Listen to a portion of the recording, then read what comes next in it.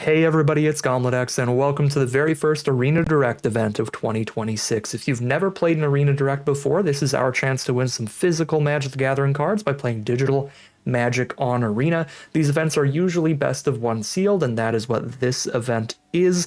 That means we'll be opening 6 packs of Lorwyn Eclipsed and building a deck out of those, competing with other players that have done the same, and trying to get to 7 individual game wins before only 2 game losses. So very high risk, very high reward, of course, being able to potentially get a collector booster box, but it is a 6,000 gem entry fee. You don't get anything back unless you win more games than you lose, at which point you don't even get half the entry fee back, almost half. But yeah, very high stakes, very high risk, high reward event here. And very high variance. Even if you're one of the best players in the world, you are far from guaranteed to be able to get that box, even running it back over and over and over again.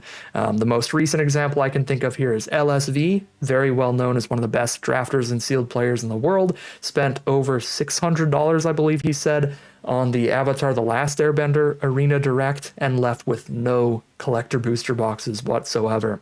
And LSV, of course, much better player than myself, much better player than the majority of Magic players. So you are never guaranteed it. You could always have a bad run, but you could also have a good run and maybe get it one and done. We've done that before where we got the collector booster box on our very first attempt.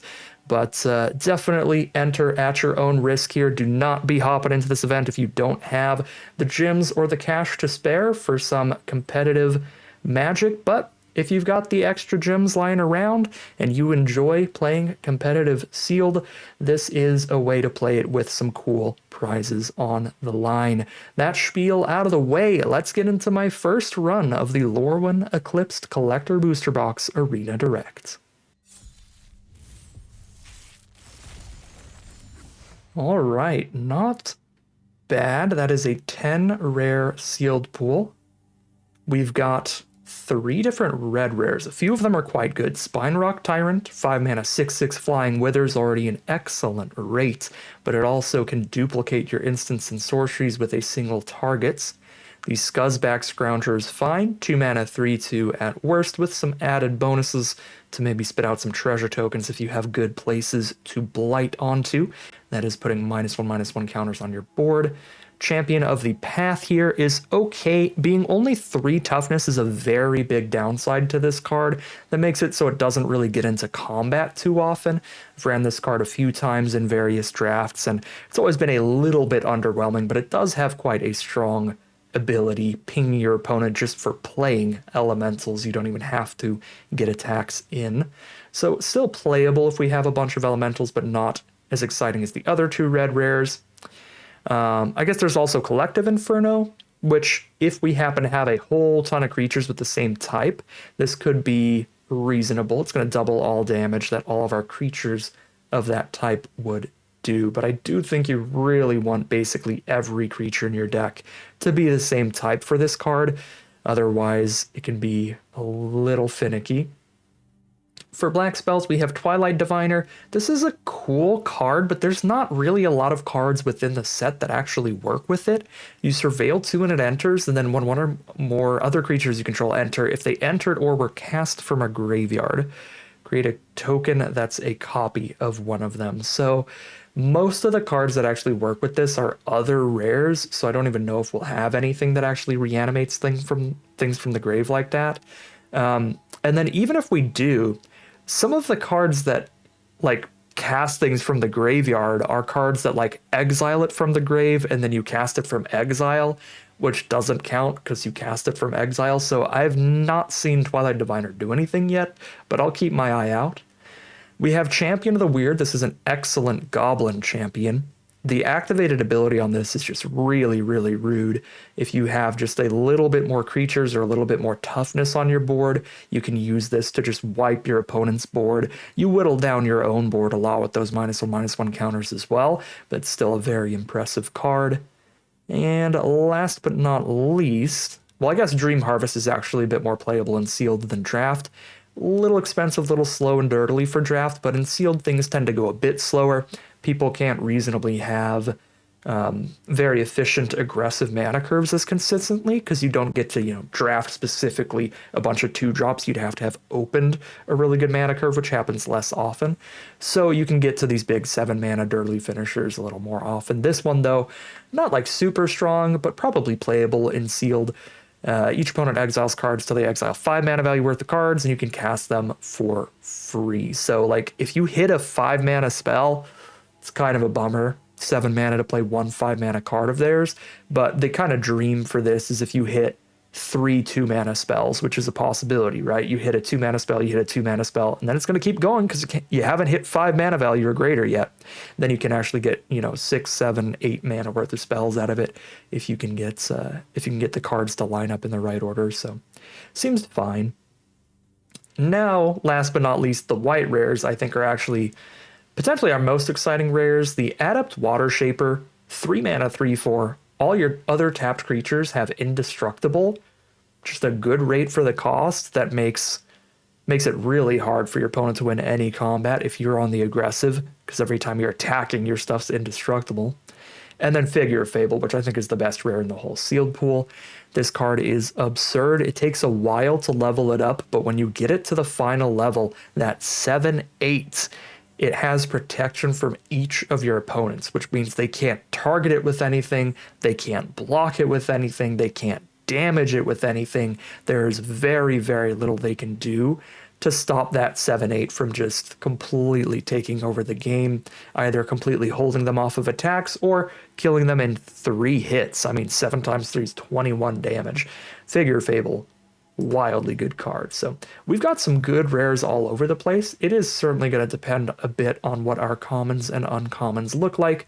Starting off, we'll check out our multicolored and colorless cards to see if, in terms of multicolored uncommons, there may be some signpost uncommons we want to build around, like Twin Flame Travelers being a really strong one.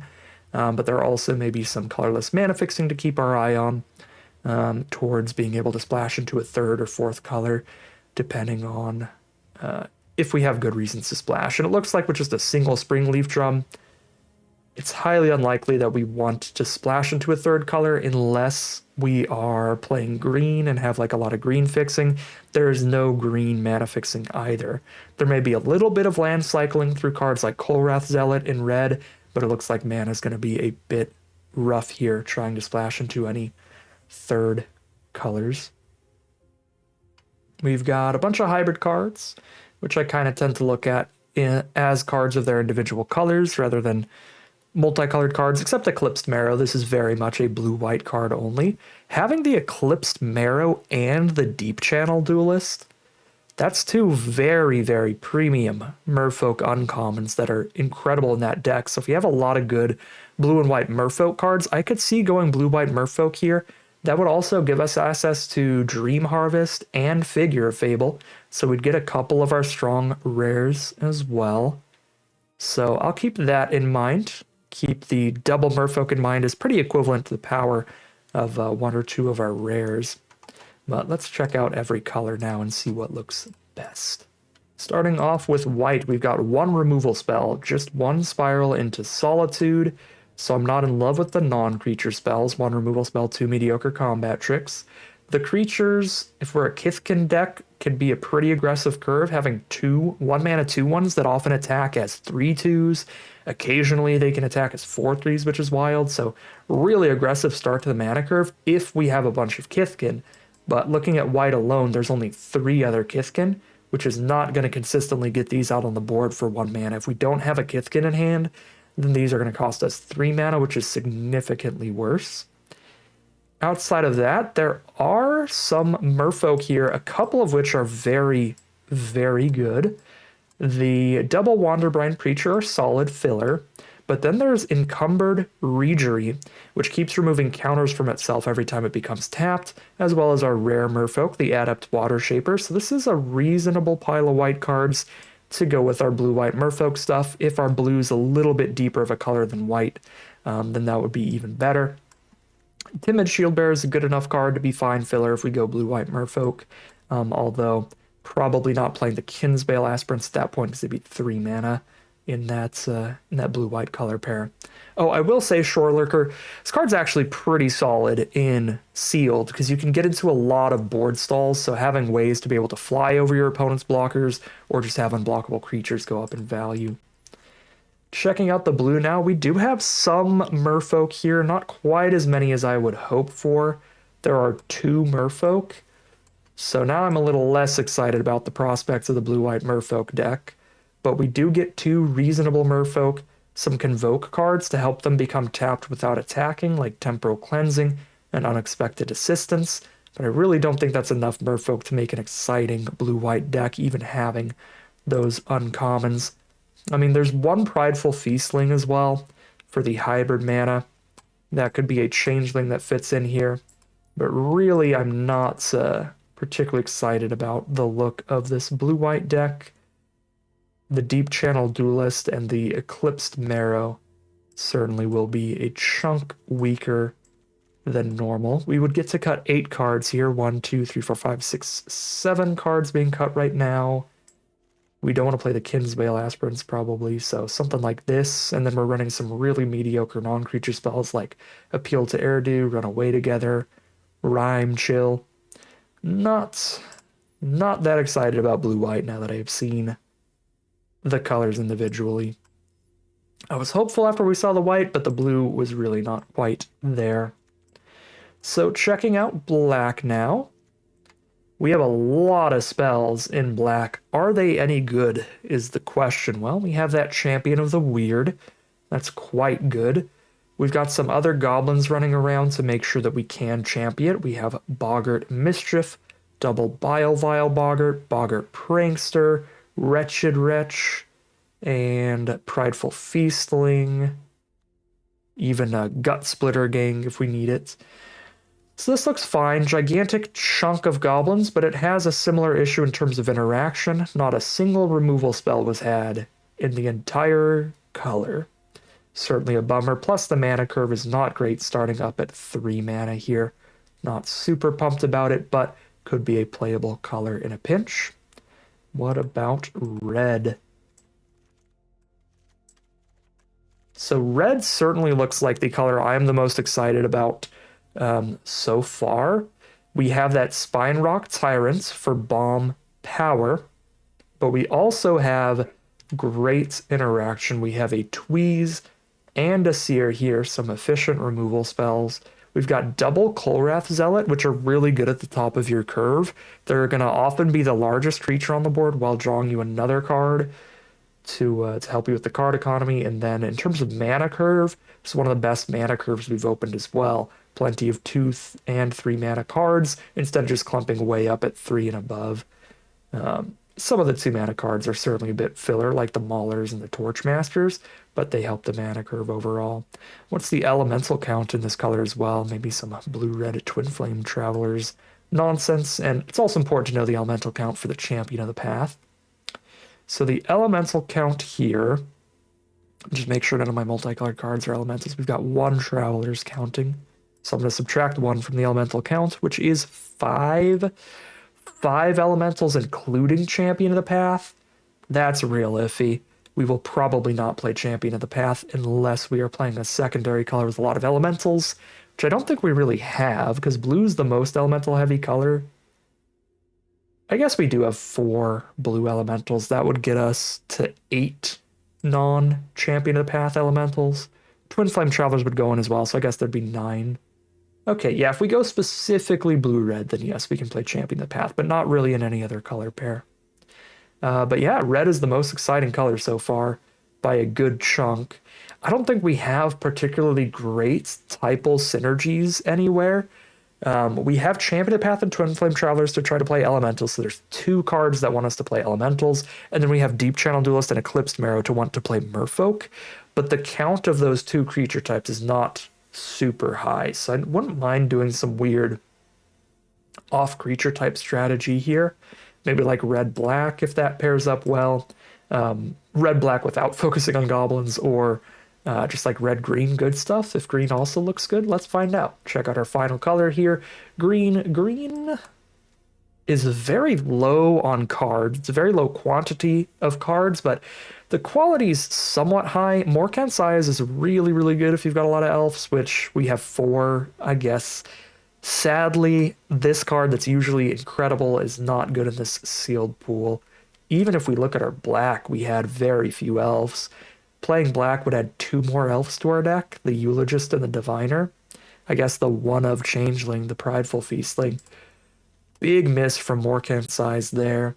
But we do still have Pummeler for Hire, which is just a giant creature in general, and Adherence, which is also just a giant creature in general. This card doesn't care about elves, cares about creatures, period.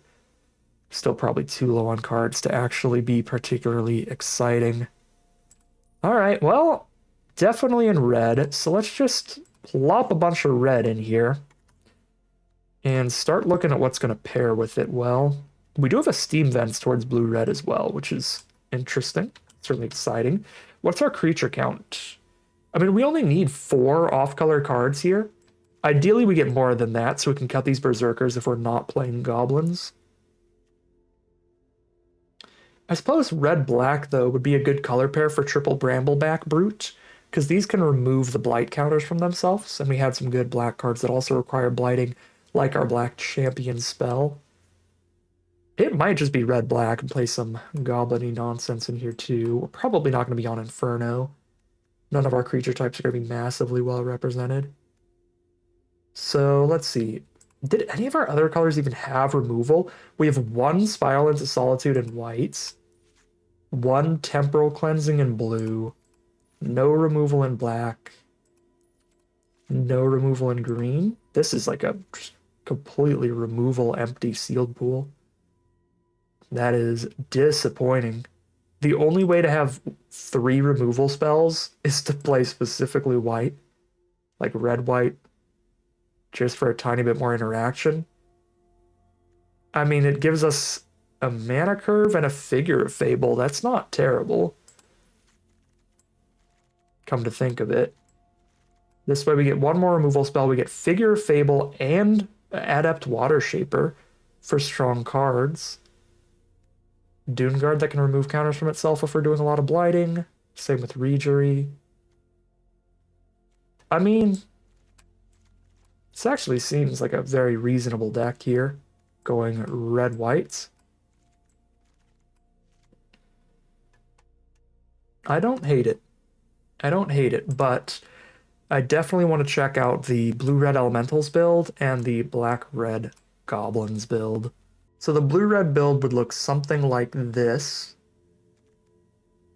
We've got 1, 2, 3, 4, 5, 6, 7, 8, 9 Elementals to go with Champion of the Path, which is just enough. And then Champion of the Path, following it up with a turn 6 Kolrath Zealot, is a lot of damage. 6 to the face. This color pair gives us another card to duplicate with Spinerock Tyrant as well. Not only can we duplicate our Tweeze and Seer, which we'll always be able to do because it's in red, but we can also duplicate our Temporal Cleansing, which is pretty cool. It can't duplicate Unexpected Assistance or Dream Harvest or Rhyme Chill or Run Away Together. I guess it could duplicate Rhyme Chill if we chose to Rhyme Chill 1 creature. I'm probably just gonna end up cutting the Rhyme Chill in the first place though, because it's real expensive here. But gets a little bit extra Spinerock Tyrant value. Seems pretty fine to me. What about red-black Goblins? If I play every single Goblin in the sealed pool, it's still only 12 total, so I don't think I'm collective infernoing. Honestly, probably just cutting a little chunk of Goblins here, just having enough for Champion of the Weird primarily. Twilight Diviner, we do have a Dose of Dawnglow for that, but that's it. Single copy of that. I think I want to do Twilight Diviner stuff. It's going to be very inconsistent. Yeah, I mean, it's okay. I'm less excited about the look of the black-red than the blue-red. Champion of the Weird is certainly a little bit better than the Champion of the Path. But I think our blue spells are a bit better than our black spells outside of that. And either way, we get the Dream Harvest. Yeah, I would prefer the blue-red build out of those two. Which leaves us between the blue-red build and the red-white build, which I think is actually really close because playing red-white, we get a little bit less synergy here, but we get much better rares. Right? Instead of Champion of the Path, we get an upgrade to Adept Water Shaper, which I think is a bit stronger. And then instead of Dream Harvest, we get an upgrade to Figure Fable, which is way stronger. Figure Fable is just a wild card. We also get the white removal spell over the blue removal spell, which I guess is weaker with Spine Rock Tyrant, but probably stronger otherwise. So thinking on the topic of mana fixing, we have a treasure token from Scuzzback Scrounger. We have a treasure token from Guildweaver. We have a treasure token from Ransacking. And 2 basic land cyclers. Is there a world where we splash in? Because we have a Steam Vents as well. So is there a world where we splash in this Twin Flame Travelers? Because if we have a Twin Flame Travelers in the deck, anytime we resolve a Kolrath Zealot with that on the board is going to be incredible. I guess that's kind of the only card we have that works with it, though. Sure, I could double a Guildweaver trigger, but that doesn't really do anything exciting. Yeah, it's probably not really worth muddying up the mana base just to, on rare occasion, double up a Zealot trigger. But is there anything else that only requires a single off-color mana to splash in? That would be particularly great, like any of our other rares or anything. Champion, the goblin count's not going to be enough without black. Is it 6? 6 goblins? 6 goblins and a changeling. So 7 cards we can exile to that. That's not completely unreasonable.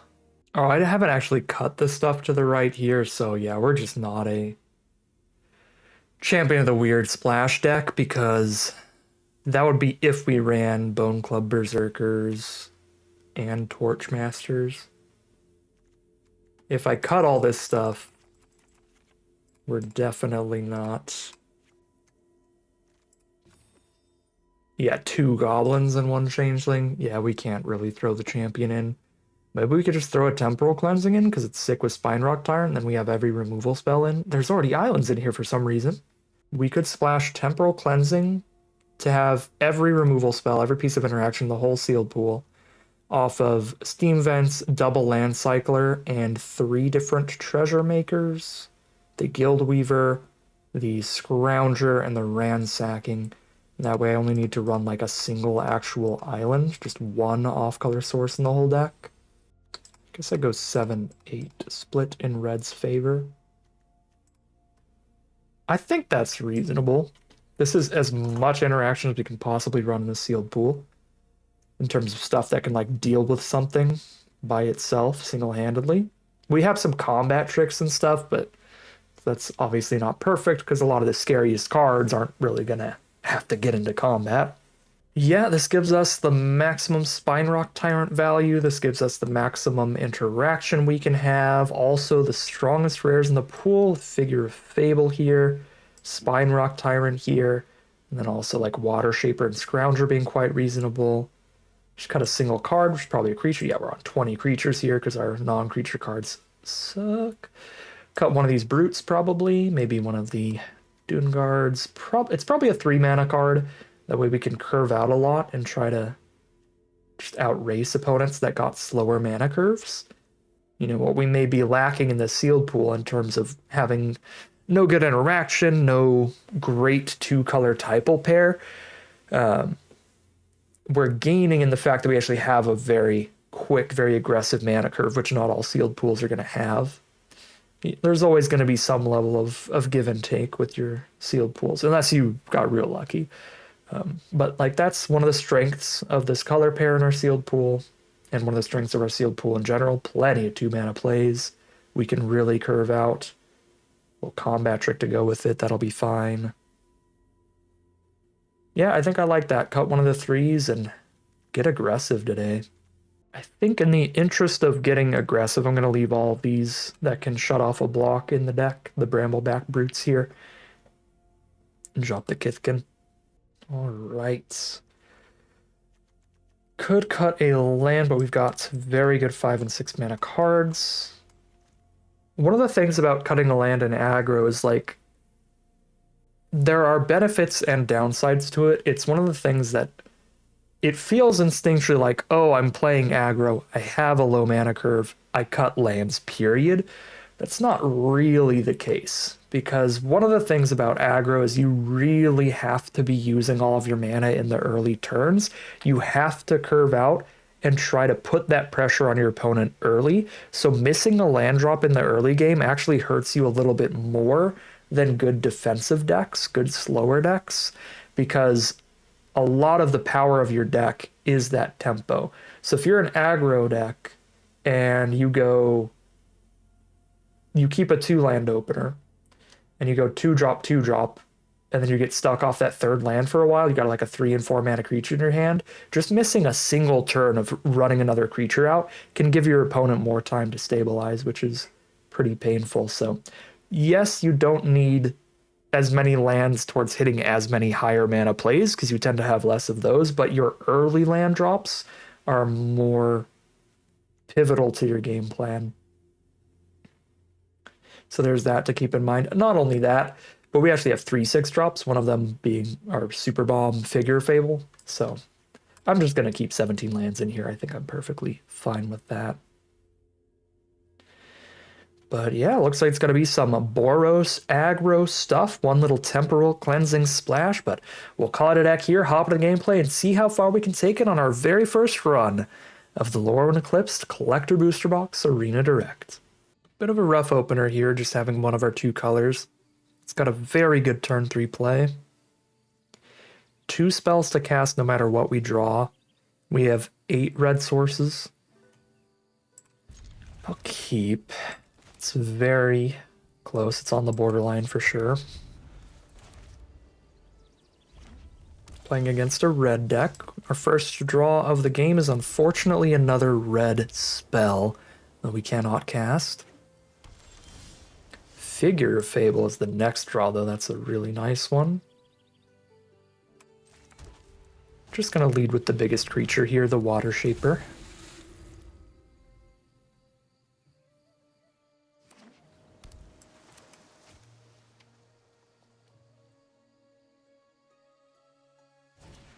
There's Changeling Wayfinder for our opponent.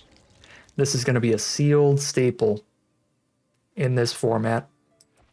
Unfortunately, we didn't open any Changeling Wayfinders in our pool. There we go. There's a Steam Vents for our mana. Pretty perfect. I am going to have to shoot myself in the face here, but I think that is worth it.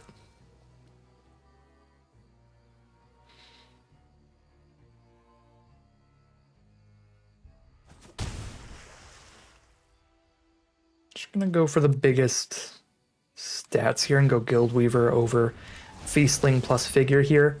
I also think it's pretty important we play a red spell every turn, since we only have a single red source. Just going to make it so we can get our hand out quicker by making sure at least 1 red spell gets cast per turn, so we don't end up with a hand that has 1 red source on board and like 3 red spells in the hand, to where I'm stuck just doing 1 thing per turn. Yeah, Guildweaver's certainly our best creature in hand to play well with our Water Shaper right now. Like, it attacks super well on the current board. Unless they have the 1 red mana deal 4. They blight onto the Wayfinder, kill the Shaper. They kill the Guildweaver instead of the Water Shaper. That is a surprising pick to me, but I'm perfectly fine with it. Maybe they have some other removal that works well on Water Shaper but not on Guildweaver. Or they just want to soak up damage here and chump for a turn. Playing to the long game. Here's a turn where I don't mind Flame Chain Mauler, and Timid Shieldbearer.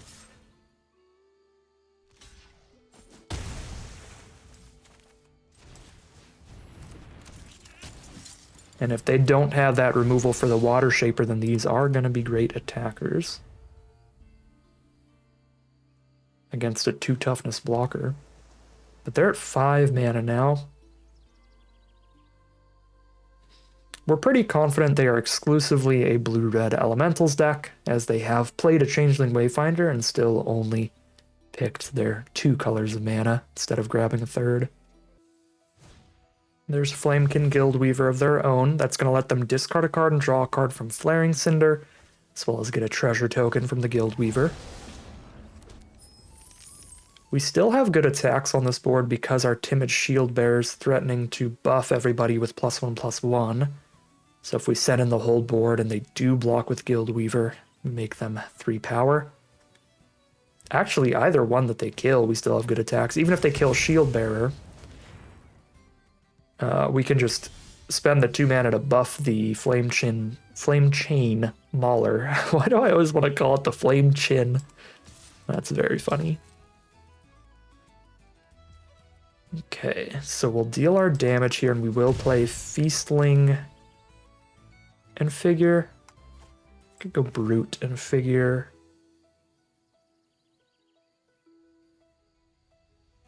Yeah, let's go Brute and Figure, actually. There was another removal spell they could have thrown at the Water Shaper. They chose to kill Shieldbearer instead of Water Shaper. They would have had to Blight onto their own card to deal 4 and kill that Water Shaper, but just letting our merfolk hang out here. I guess it is kind of our only creature that we're not like actively wanting to declare attacks with. So it does help them delay the game the longest. Oh, that explains it entirely. They had an Omni Changeling in hand, so they had to keep it around to copy it. That said, it is much worse on the defensive. I think they are firmly on the defensive here. I can't really afford to spend this treasure leveling up Figure Fable when I have such a good 6-drop in my hand. Oh, they're going for it. Hit us for 7. They've got 1 treasure token up here.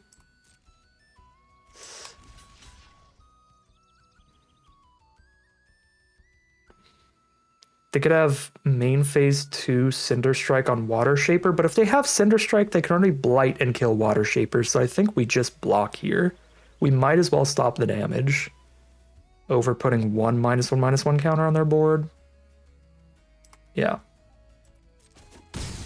And then obviously if it's a bluff, then this plays way better, and it is a bluff. Let's go. So we're just going to get free damage in here then.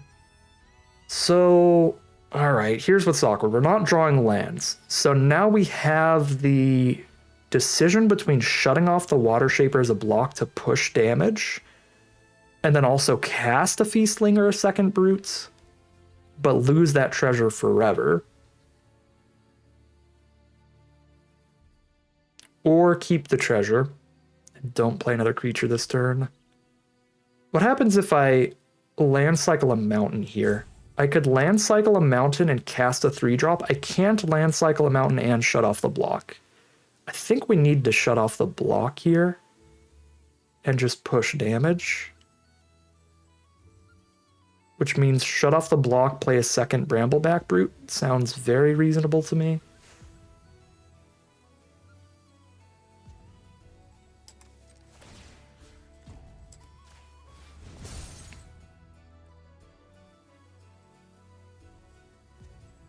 I could shut off the block, level up Figure, and pick up a mountain.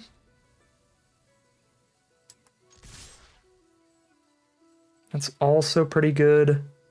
3, 4, 5, 6, 7, 8, 9.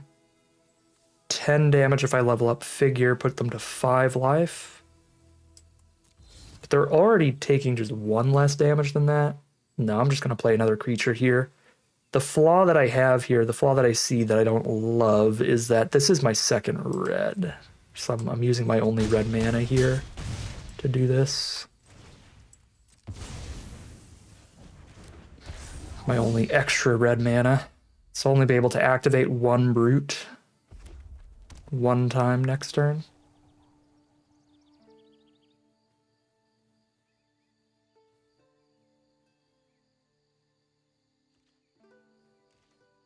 Alright, they pass through all blocks up. There's a temporal cleansing for us.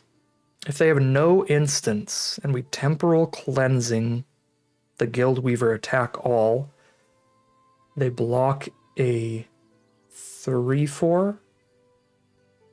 Take 1, 2, 3, 4, 5. Wait, no. Sorry, they block 2 3/4s.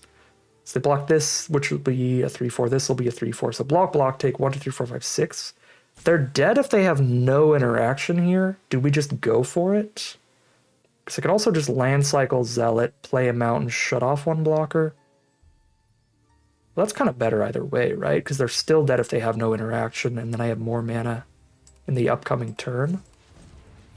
Yeah. And I can level up Figure this way, and they do have an instant. Okay. So they're not going to die here, because they have an instant. I believe we're still supposed to attack all, and they probably kill one of our cards for free. But take a chunk of damage here, and then I have the mana to double shut off a block next turn.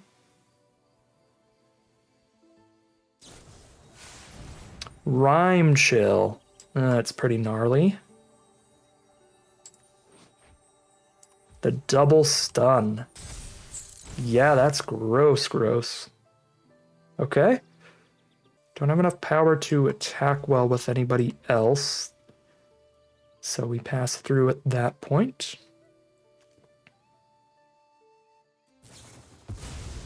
And they have the Feed the Flames on the Water Shaper. That was an incredible turn for our opponent.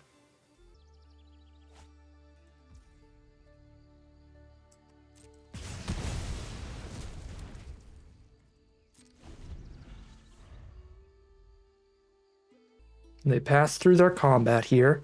Drop a Kolrath Zealot, that can really help stabilize. 6/5, draw them a card as well. Man, Flaring Cinder's kind of popping off here. That has dug far. It's Champion of the Shoal. They have no Merfolk out. Oh, they've got the Water Shaper. Yeah, that is another great bomb. Tap and stun somebody when it enters, and every time it becomes tapped. If we cast Temporal Cleansing right now, we won't have it for the champion. I think I have to wait to cast Temporal Cleansing until the turn we're trying to push lethal. So just run out the Feastling and pass here. What if I Temporal Cleansing their Water Shaper, though? What are the odds they have a different Merfolk in hand?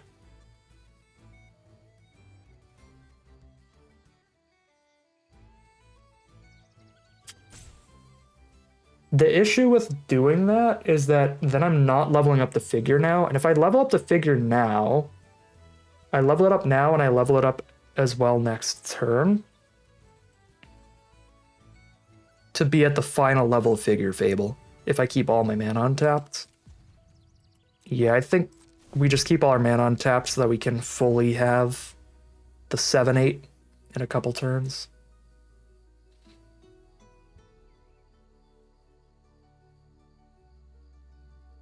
Because there's always a world where I Temporal Cleansing the Water Shaper and then they do just have some common Merfolk that they top decked or already had as their last card in hand.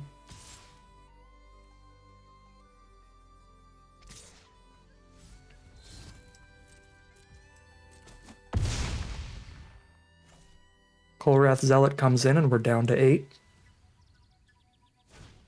There's Champions of the Shoal. Discard a card, draw a card.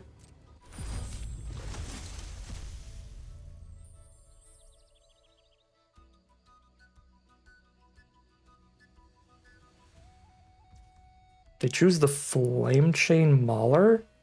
Do they have an instant to kill Figure Fable?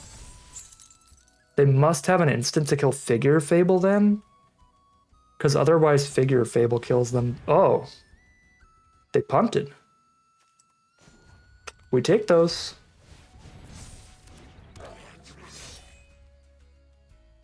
Unless their last card's Temporal Cleansing, which they still die because they tap their whole board.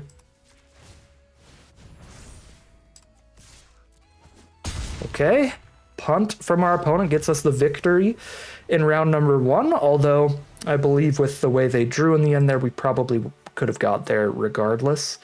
They would have tapped and stunned Figure of Fable, so we wouldn't be leveling that up here, but we'd still have 1, 2, 3, 4 attackers, and we'd be able to shut off 2 of their blockers. They're at 6 life. Shut that off, shut that off. They go block the 4/5, block the 4/5, take 4. I guess not quite dead, but there could be other things we could do with like temporal cleansing and stuff. Yeah, it could have gone either way. So pretty happy they did not stun the Figure of Fable. That makes things a lot easier. And we are now 1-0 heading into game 2. Here we are now for game 2. Excellent mana this time around. We are starting with both of our main colors and our splash. Very different from our mono-colored opener for game 1. Playing against a green deck here. Not only do we already have all of our colors, but we also have a Scuzzback Scrounger and a Guild Weaver giving us treasures. We're playing against green-white, but there's the Shimmer Wilds growth for fixing, so they are a sealed pool with some good fixing. They're going to splash into all their best rares. Thanks to green. Run out the Scrounger here.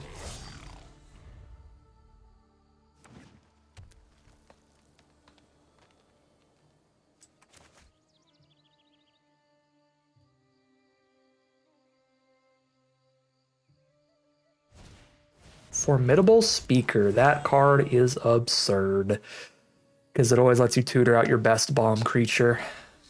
Just discard a land, grab your bomb creature, and run away with the game. We don't have any removal in this hand, but as we saw in the deck building, we are running every single removal spell in the sealed pool, so if we can draw removal, it's in there.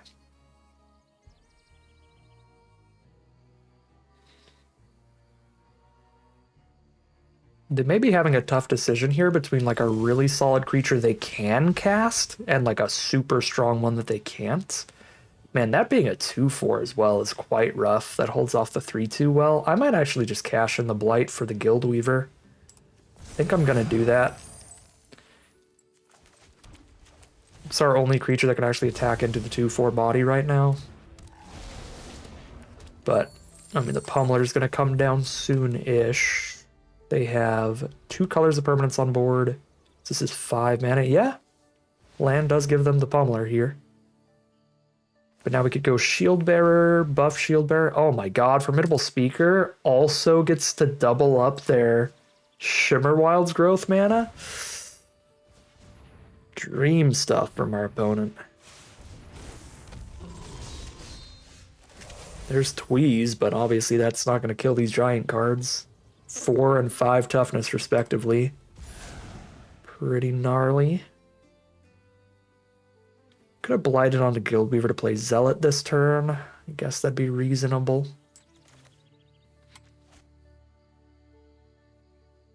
Don't really want to 2-for-1 myself to kill the Pummeler, but I'm in a real bad spot if it sticks around.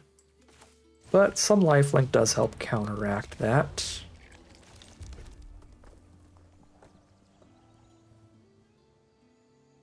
Cash in the treasure now. Blight onto the Shield Bearer, play Zealot next turn.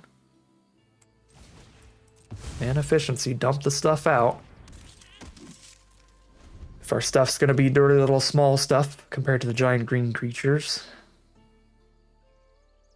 at least we can deploy it quickly. No world where we block that. Any combat trick or instant speed removal spell in the whole set would annihilate us. Speaking of annihilating us, Moon Vigil Adherence is a super strong card. So now I'm going to Tweeze that, which means I'm not actually going to Blight here, because I'm not going to play Kolrath Zealots. Not only that, I can Temporal Cleansing the Pummeler now. This was a very good turn. So Tweeze for these 3, and Cleansing for blue 1, 2, 3. Perfect. Decline. Tweeze, ditch the island. I suppose if they have a combat trick, they save it here. And they don't. Find a Brambleback Brute. Hello, that's good if they just have like one or two really big booties instead of a very wide board. Cleanse the Pummeler. And jam for 4. Very, very good turn. Very good draws there.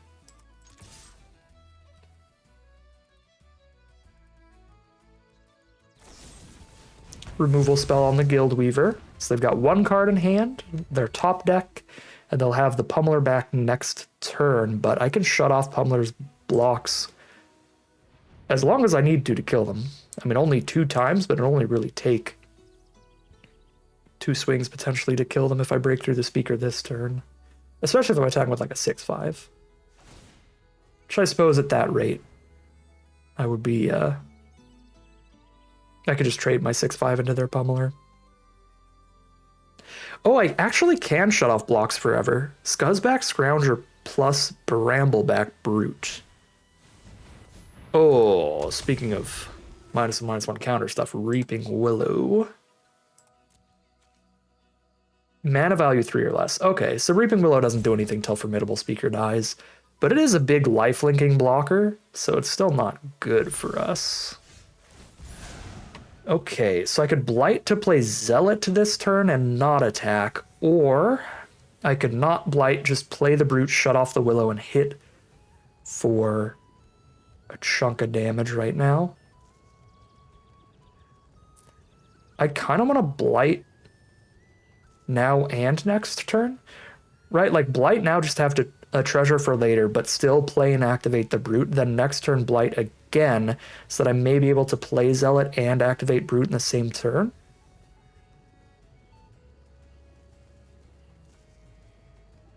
I should probably just play Zealot first, though, get the big creature out to work well against Pummeler and Willow. Yeah, I think I need the giant stat line first. There's a lot of options. Let's just get that body down.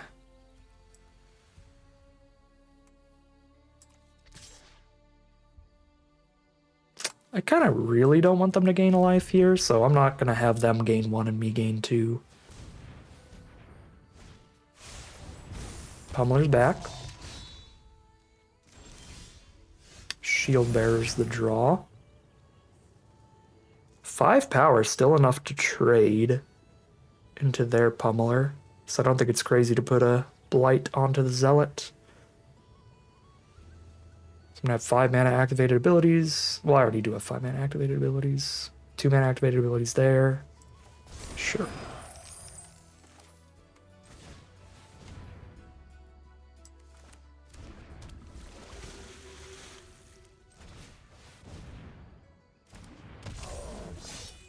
All right, the plan is for Brambleback Brute to go to town when we have enough mana, shut off literally all their blocks, and then attack with everybody. We have 1, 2, 3, 4, 5, 10, 12, 13, 14, 15, 16 power. Not there yet.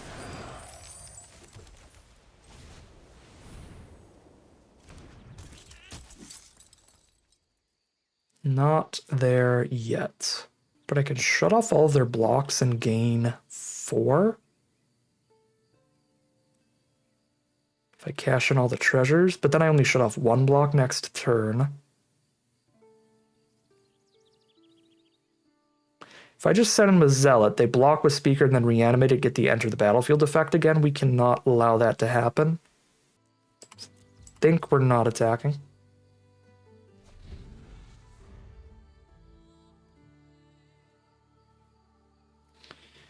One, 2, 3, 4, 5, 6, 7, 12, 13, 14, 15, plus 3, 18. I need 2 more damage.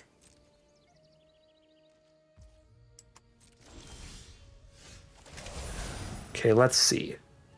I need 6 mana on Brute abilities and 5 mana on a Shield Bearer to kill them. So I need 11 mana total. We have 4, 5, 6, 7, 8, 9, 10 if I put another counter on this board. Then I'm a land draw from killing them if they don't have removal. Okay.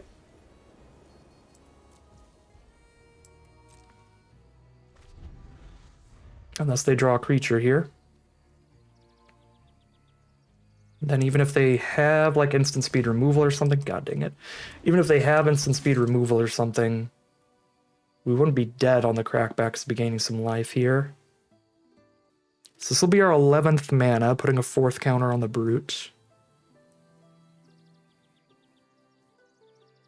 But now I need 13 mana if I want to shut off 4 creatures. Wait, no, what am I talking about?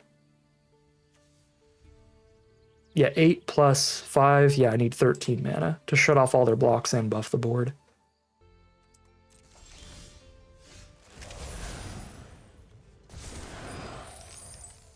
6, 7, 8, 9, 10, 11, 12.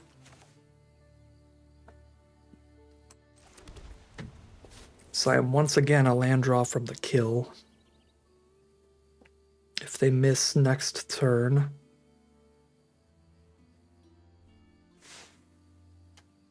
which means I don't think we're activating anything right now.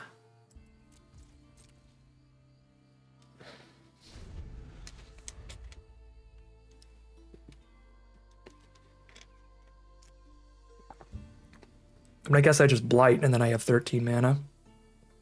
Then it's 1, 2, 3, 4, 5, 6. 1, 2, 3, 4, 5, 6, 7, 8, 9, 10. Plus 5, 15, 17, 18. It's well over lethal. If they didn't play a creature this turn. Or if we drew another creature at some point. 3/2 first striking shield bearer. Well, now it's well over lethal again, since they attacked. If they don't have instant speed removal. They could reanimate this. No, they could untap it with Speaker, but then that's still... Now, if they untap it with Speaker, that does work. So I guess we force the reanimate here. Because if I shut off these 4 blockers, then they respond by untapping that and surviving. Worst case scenario here, they're going to like combat trick our Zealot away, in which case we've dealt with all their cards in hand and don't have to worry about something crazy.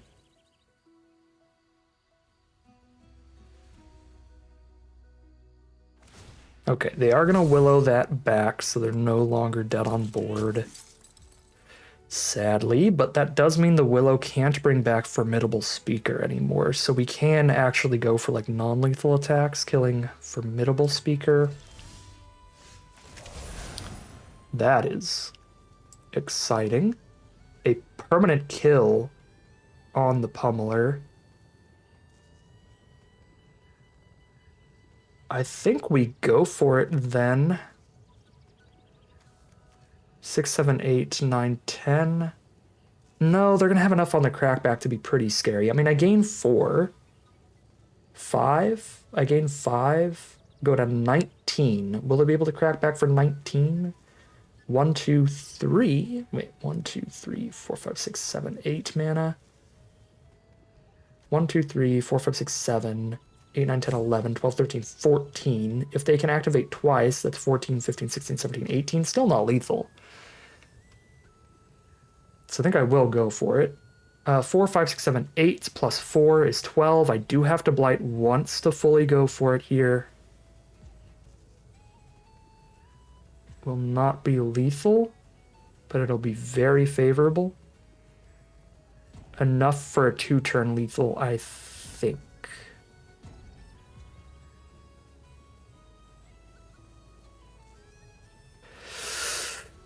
I mean, I can like definitely 3-turn lethal if I play it super safe and just spiral and pass. But then they could draw into removal for Brambleback Brute. Magic is a hard game.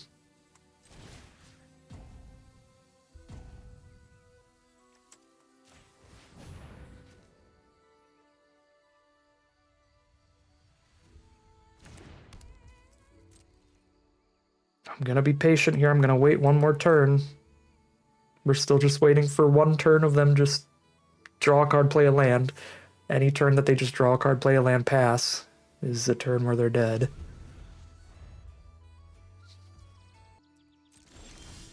There's the 13th mana without blighting. Okay, here we go.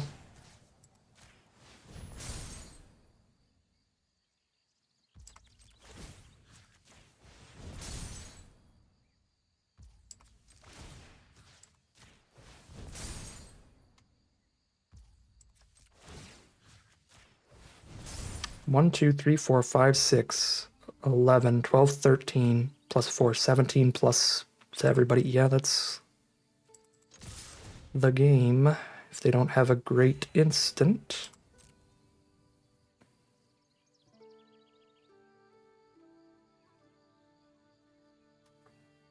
Is this lethal? Without the 5/4? 1, 2, 3, 4, 5, 6, 7, 8, 9, 10, 11, 12, 13. Plus 5, it's 18.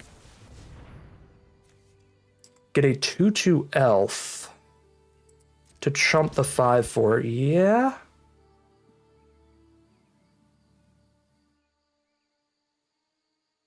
Yeah, they do that instead of killing Spiral, because if they tried to kill Spiral, I could respond by exiling their card.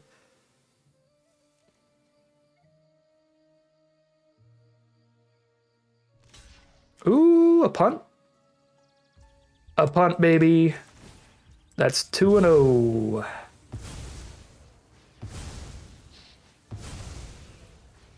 Unless they have another instant, which is possible.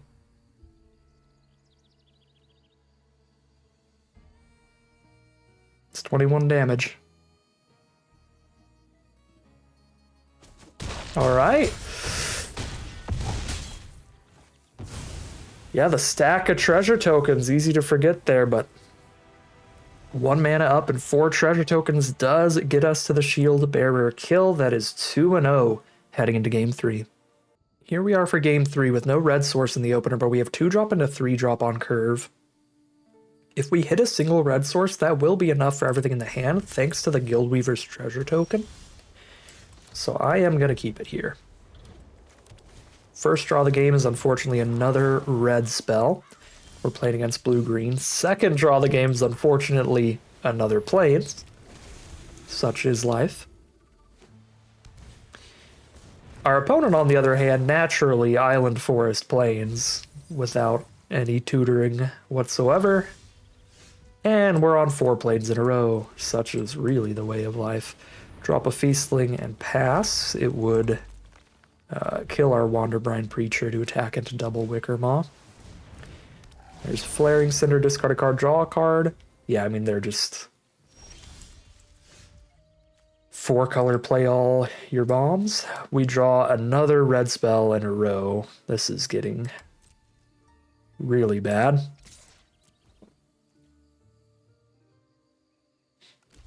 Cinder for Feastling trade. I'm actually pretty happy with that, because that is the kind of card that's going to set up their draws throughout this game.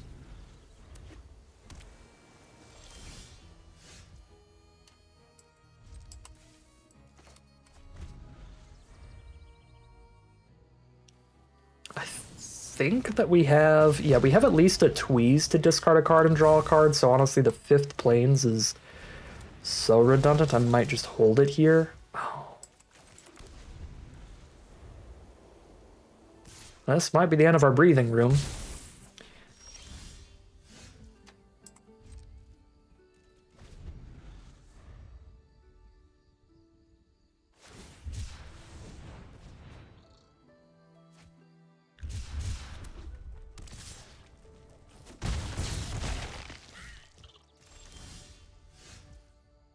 Sure is.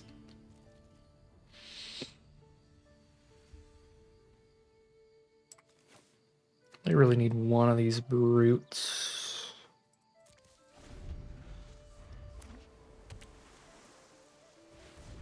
I'm gonna keep the Spine Rock Tyrant because it's still... We're taking 3 a turn, so if we get a red source, Guildweaver into Tyrant is big, because then the Tyrant plays with the Seer and the Temporal Cleansing.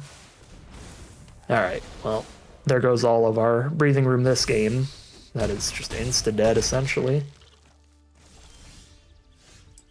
Pure comedy for Marina. That is 2-1, heading into game number 4.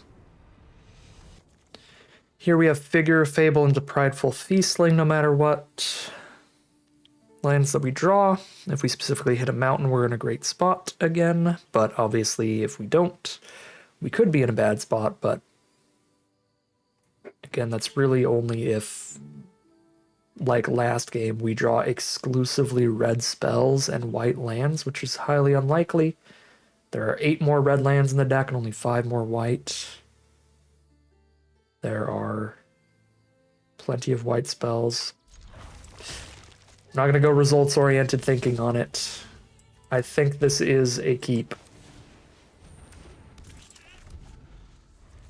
Judging by the general odds of our draws. I'm not going to mulligan it just because it went so poorly last time. Because I think it was a hand we should have kept last time, and definitely a hand we should keep this time, because this one's even stronger for the 2 white spells. We did immediately hit the red source this time.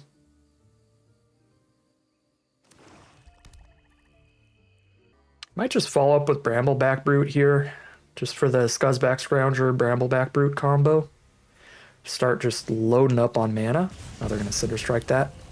Ah, Cinder Strike it over the Figure of Fable. Don't mind that. 2-3.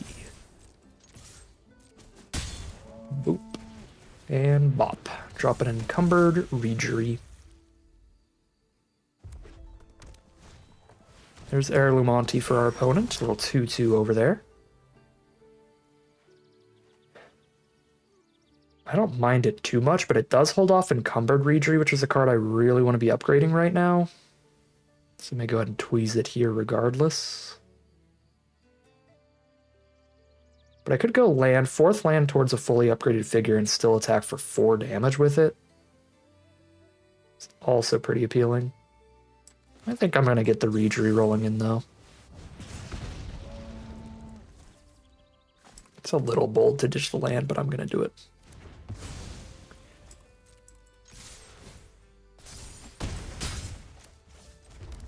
We do need specifically a 3rd Plains for the only thing in our hand that costs more than 3, because Cleansing we can convoke in a pinch. There's a Shimmer Creep. I mean, boop it, hit for 6, they're down to 7 life. Doesn't sound crazy to me. And then if I draw 1 more land, I go Brute plus shut off a blocker.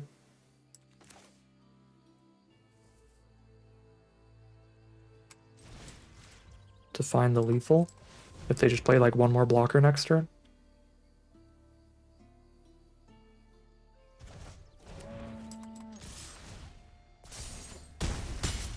Yeah, we hit for exactly 7 next turn. If they play 1 blocker and then we go Brute, shut it off.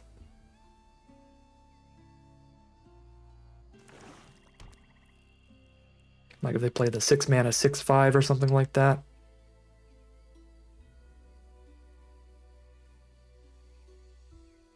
Ooh, 5 mana reanimation spell, maybe? They were looking at their graveyard a little bit.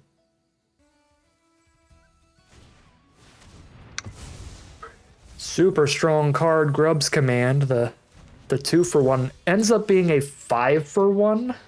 The top 5 cards of their deck, 4 of them were goblins. That is the luckiest Grub's Command I've ever seen. Yikes. Well, the Sting Slingers shooting our opponent for 2 in the face every turn. I think I upgrade Fable and put them to 3.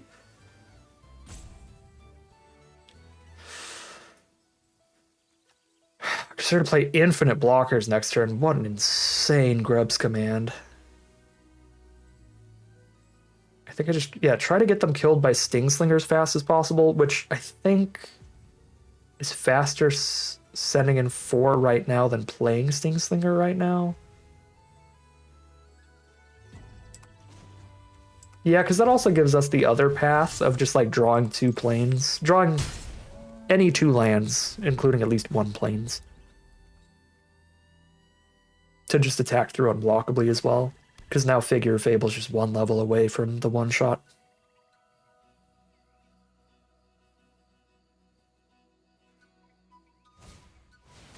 Bone Club Berserker plus the Sourbread Auntie coming up next turn to nearly one turn kill us.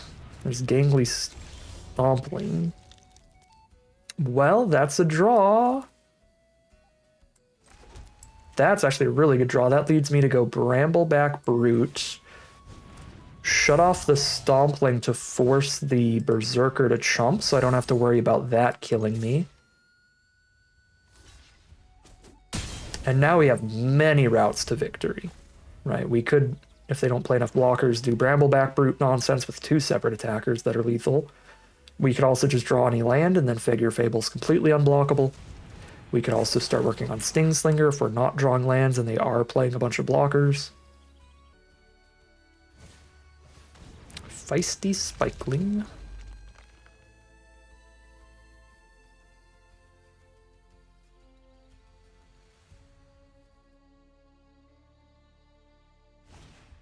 Cinderstrike the Brambleback Brute. Figure Fable is too thick to be struck, and that'll do it. The one-shot kill from Figure of Fable. Gross, gross rare. I'm very glad I played white. This card is stupid as heck. And we are now 3-1. Guaranteed a positive win rate out of this run, which means we're going to be getting some of our entry fee back no matter what. Feels good. That is at least 2,700 gems and 8 packs of Lorwyn Eclipsed coming back out of this event today. All right, reasonable keep here for game 5. Excellent lands and mediocre spells, but they start the curve at 2 and 3 mana. We have time to draw into other stuff because we have stuff to do turn 2, 3, 4, and even turn 5 we could just activate Brutes a bunch to get some damage in. Unfortunately, every draw of the game so far has been a land. These first couple draws. But again, we have plays turn 2, 3, 4, and 5. Even if turn 5 is just activating stuff.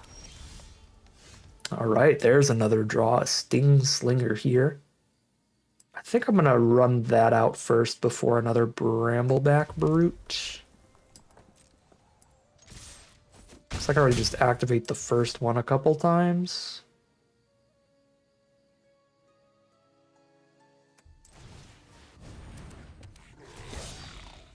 If they get blockers out. Our opponent is on a green-black elf deck. They're setting up the Morkant's Eyes. But so far, no creatures onto their board, which is not going to be good against our just aggressive curve-out style deck. This is a solid start for us, even just all our fine commons and uncommons.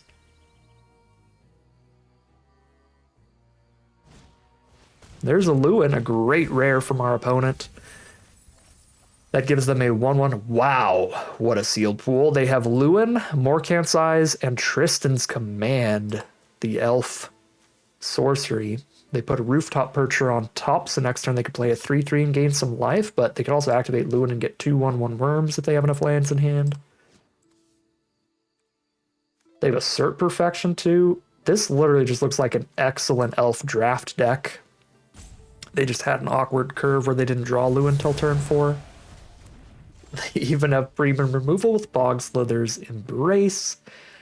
They already have no good blocks, luckily, so we can just jam.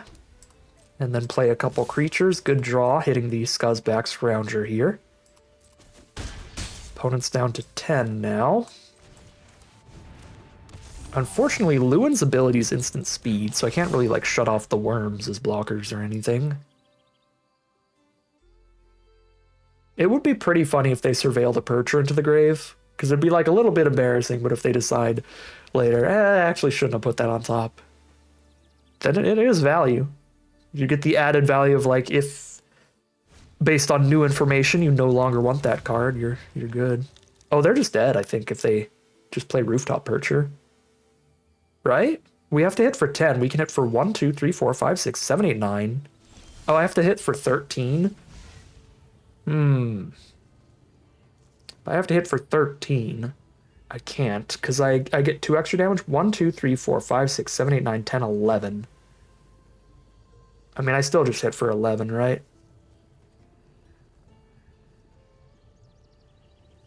I could hit for 10 and get a treasure towards Shield Bearer plus shutting off blockers in a future turn. I'm gonna hit for 10 instead of 11. Is that crazy?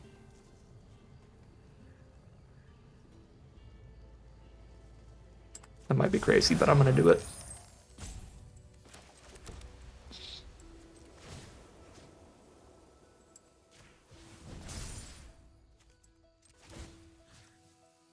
Actually, if I attack all, I kill Lewin here. 1, 2, 3, 4, 5, 6, 7, 8, 9. Plus 4 is 13. Yeah, so we could just kill Lewin instead of shutting him off to make sure they don't get to make worms. Oh. That is the third out of 4 wins where our opponent has died to on-board tricks. Shield Bearer plus treasure tokens, the hidden wombo combo, I suppose. And we are 4-1, now getting even closer to the break-even point here at worst, and certainly winning at least twice as many games as we'll end up losing today. We are at 1,400 gems and 16 packs for the prize out now as we head into round number 6. We've got a slower hand here on the draw, not starting till turn 3, but it has all of our colors, as well as our first potential Spine Rock Tyrant cast of the day. So it's definitely a keep. But it doesn't really play to our deck's strengths of having that aggressive curve, although we did top deck a 2-drop now. Not a great one, but a perfectly playable one. Our opponent has their own curve, though. They've got the 2-mana 2/2 flash into the 3-mana elemental. Good stuff for our opponent. Flamekin does find them the island here, and it's a 1/4 blocker, so it is really going to slow us down. I'm certainly not going to sear it, not only because we want to save the sear for something better, but because we have the Spine Rock Tyrant in hand to double sear if they don't kill the Tyrant immediately. There's a Twilight Diviner. If they get to recast any creatures from their grave, they'll be doubling them up. There's not a lot of cards that can do that in the set, so hopefully, fingers crossed, they're just kind of playing it as an elf.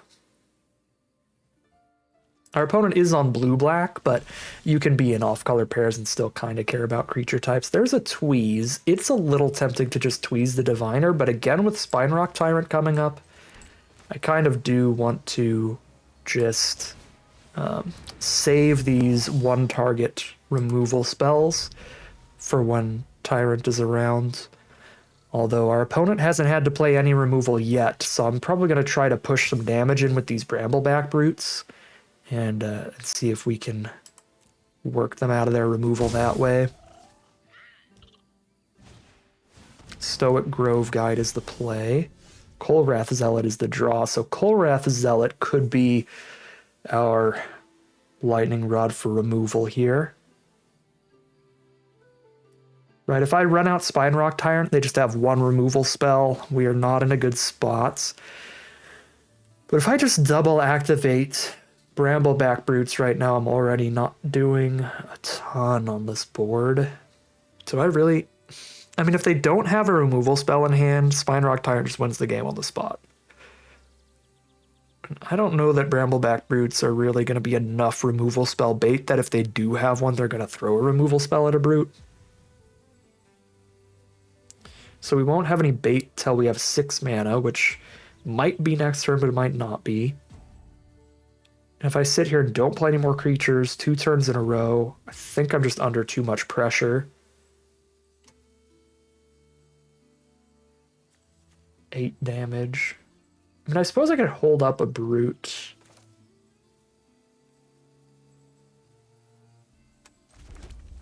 It's a 3/4 to block Twilight Diviner.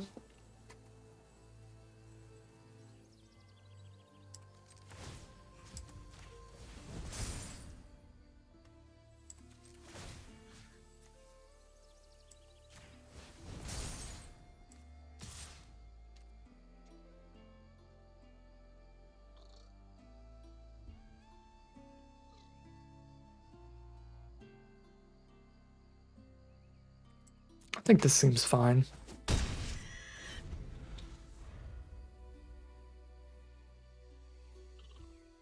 But I could also see a world where we just run out the tyrant, cross our fingers, and pray.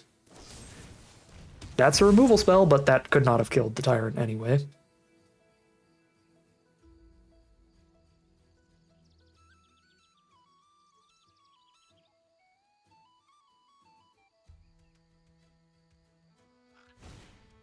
There you go. Brute draws the removal out. Unless this was a triple removal hand. Tyrant stabilizes and wins, but if it is a triple removal hand, then that is just GG. Okay, now I'm tempted to play Zealot first. Because the only thing, whatever we play right now, all it's doing is blocking for a turn. If I play Zealot now, I could Zealot into Tyrant plus Seer the turn after. If we hit a land, I suppose if we don't hit a land, it's just worse though, right? Zealot into then Tyrant without playing a spell. If I just Tyrant first and then I don't hit a land, then I still just go Seer plus Tweeze the turn after this and wipe their whole board. So it's just Tyrant, pray they don't have removal. If they have removal, we die either way. They kill one blocker, we chump the guide, take 6. Yeah, either way, we're literally dead on the spot to removal, so we might as well play Tyrant.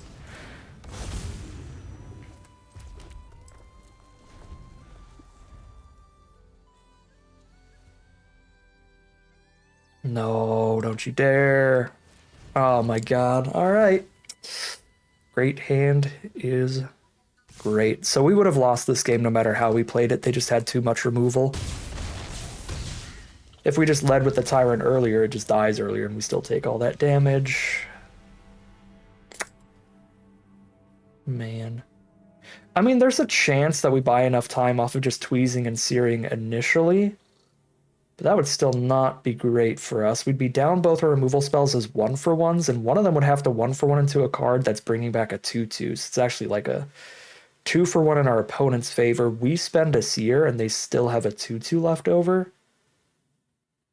Yeah, our hands just did not line up well for this matchup. Brutal. One less removal spell. Well, maybe they had even more removal in hand, but in theory, if they didn't have the Blossom Bind as well there.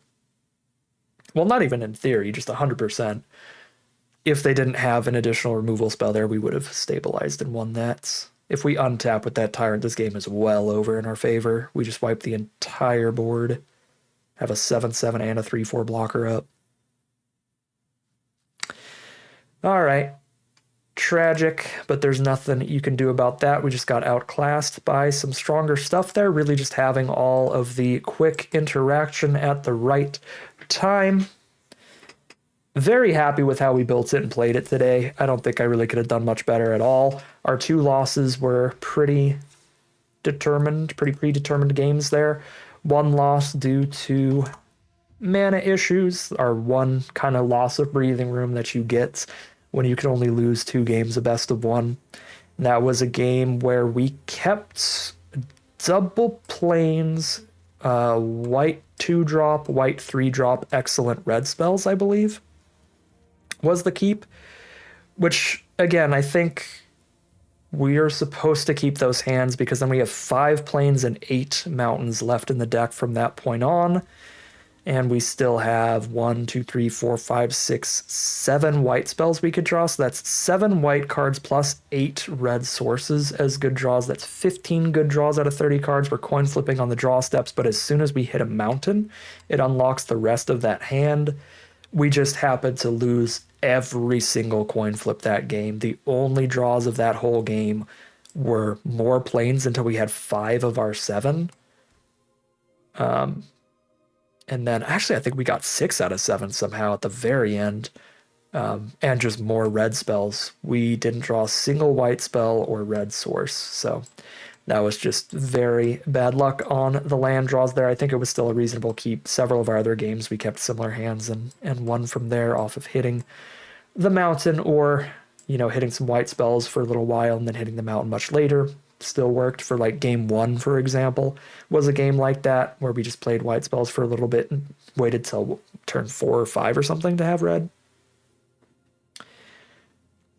So I think that was a hand that we were supposed to keep, you know, unless we literally could see the top cards and know that there was no mountain coming. We lost that to mana issues, and the second loss, we just got outclassed there. I don't think that's...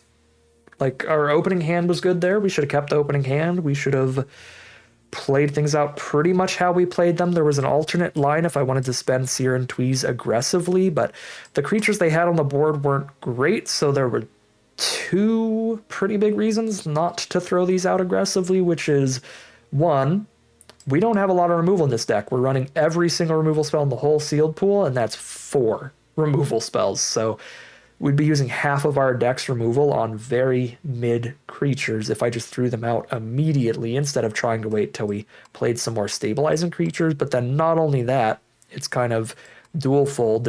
It's double purpose. If we wait till Tyrant's out, then these also become 2-for-1 removal spells instead of 1-for-1 removal spells. So I really think, without knowing exactly what's in their hand, without knowing how that game's going to play out, it was right to hold on to the removal there, even if it did sort of get us killed, because all we could do in the end was then start playing big creatures that just kept getting removed, to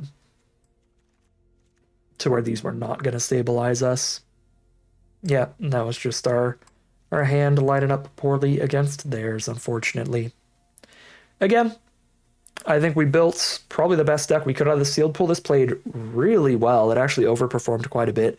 In my imagination, how I thought this deck was going to do was certainly worse than this, but the Brambleback Brutes were some big overperformers today. These were really pushing in the extra damage. Just being that curve out aggro deck was working great as well. Pretty much all of our wins were due to that curve out aggro stuff going on. The Shield Bearer plus Brambleback Brute late game kills were really popping off. We got a lot of value from the Scuzzback Scrounger treasure tokens as well, making sure that we had enough mana to like activate both of these abilities together at times.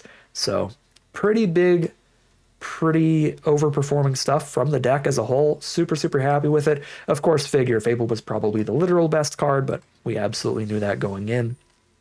Just want to say some of those commons and uncommons really overperformed as well. So unfortunately, we don't get it out of the way right off the bat. We're not going to get a collector booster box on our very first run of this Arena Direct, but we still got a very good run, considering what we were running and the competition that we had here. 4-2 for a very positive win rate.